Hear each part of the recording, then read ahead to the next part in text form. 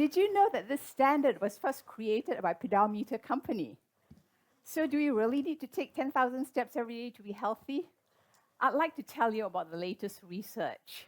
So my story begins several years ago when my employer initiated a workplace health promotion program to increase physical activity of employees. Because I do physical activity research, I was asked to form a team and to lead the team. We're each given a fitness tracker, asked to keep tabs of our daily steps and upload them onto a database. Each week, the database would tally the cumulative totals of each team, and the team with the highest total would win for that week. Sadly, my team never won in any of the weeks. Team members were people like me. Most of us were women. All of us were middle-aged and older. The fitness tracker that we were given had a default goal, you guessed it, 10,000 steps. A teammate once remarked to me, "This step goal is crazy. At my age, it is impossible for me to reach it." So her remark got me thinking, what is the basis for this number? Who came up with it? And what data support this number? Well, it turns out that this number first originated in Japan in the mid-1960s. At that time, a company called the Yamasa Clock and Instrument Company began selling the world's first commercial pedometer. And they needed to come up with a catchy name for this pedometer. They called it the Manpo meter. Manpo in Japanese means 10,000 steps. So this was the brilliant name, the 10,000 step meter.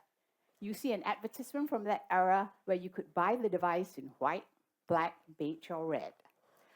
Now, at that time, the Tokyo Olympic Games had just taken place in 1964, so people were very interested in exercise. While Japanese researchers believed that this number of steps could lower your risk of developing heart disease, there had actually been no studies conducted that compared the health of people who took 10,000 steps or more against the health of people taking fewer steps. So following my employer workplace health promotion program and learning about the history of the Manpo meter, I became very interested in looking for data that could look at the health of people taking different numbers of steps a day. In particular, I was very interested in the number 10,000 steps. Was this the bright line dividing those who are healthy from those who are not healthy? I serve as a co-director of a large nationwide study on women called the Women's Health Study. Okay, we're not really imaginative when it comes to study names, are we? In any event, between 2011 and 2015, some 17,000 of these women had worn a fitness tracker, a research-grade fitness tracker for a week. It occurred to me that I could look at that data, which of course included steps per day, and related to their subsequent mortality rates. In 2019, we published the findings from a landmark study that asked for the first time specifically, do you need to take 10,000 steps to be healthy? Now, the women in this study was older. Their mean age was 72 at the time that they wore the fitness tracker. Bottom line, levels of stepping far below 10,000 steps was associated with meaningful health benefits. Now, the least active 5% of women in this study took 2,000 steps a day. Those who took 3,000 had lower death rates than those who took 2,000. If you did 4,000, you're better off than those who did 3,000. So very simply put, some stepping was good, more stepping was better. Interestingly, once women reached 7,500 steps, the benefits leveled. So women who got the 10,000 steps actually had no lower death rates than the women who took 7,500 steps. Our simple message could perhaps be refined to some stepping is good, more is better, up to a certain point. Following the publication of our results, many investigators conducted the same study and they expanded our knowledge because they looked at men in addition to our women. They looked at people of different age groups. And all of these studies showed what our study did. Some stepping is good, more is better up to a certain point when benefits begin to level. Men and women benefited in the same way.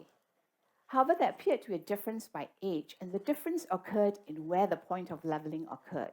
Among older individuals, those 60 and older, like the women in our study, the point of leveling occurred between 6,000 to 8,000 steps a day. Among younger individuals, those younger than 60 years of age, the point of leveling occurred between 8,000 to 10,000 steps a day. So it's clear that you do not need to take 10,000 steps in order to get health benefits. Now, logical next question would be, Does it matter if I step fast or I step slow? In our women's health study, among these older women, we found that the rate of stepping did not matter. It was the total number of steps that mattered.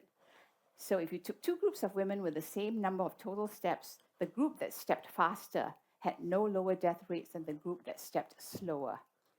Subsequent investigations weren't always consistent in their findings. Some of them agreed with us. Others suggested that faster stepping was associated with somewhat additional benefit. So we don't yet have a clear answer to this, but researchers are actively looking into this, and we should get a consensus in the near future. Now, health, of course, is more than just living and dying.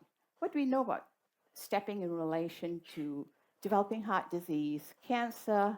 What about physical cognitive function, dementia, quality of life, and other health conditions? The field of stepping research is relatively new, so most of what we know relates to death rates and risk of developing heart disease. Investigators, however, are actively looking at these many health outcomes, and over the next few years, we should be able to get answers to many different health conditions.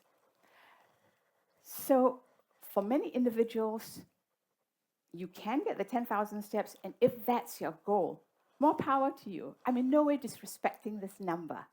But many individuals throughout the world, those who are older, those with chronic health conditions, such as my teammate, remember, she didn't say it's hard for me to get to that level. She said it is impossible. For these individuals, it is so encouraging to know that adding any number of steps to your daily routine, say you add 2,000 more steps, even if you don't hit that 10,000 number, you will get additional health benefits. We also need to be cognizant of many people throughout the world who cannot walk. For these individuals, we can make a parallel case with other forms of physical activity. Adding any amount of physical activity to your daily routine will help your health.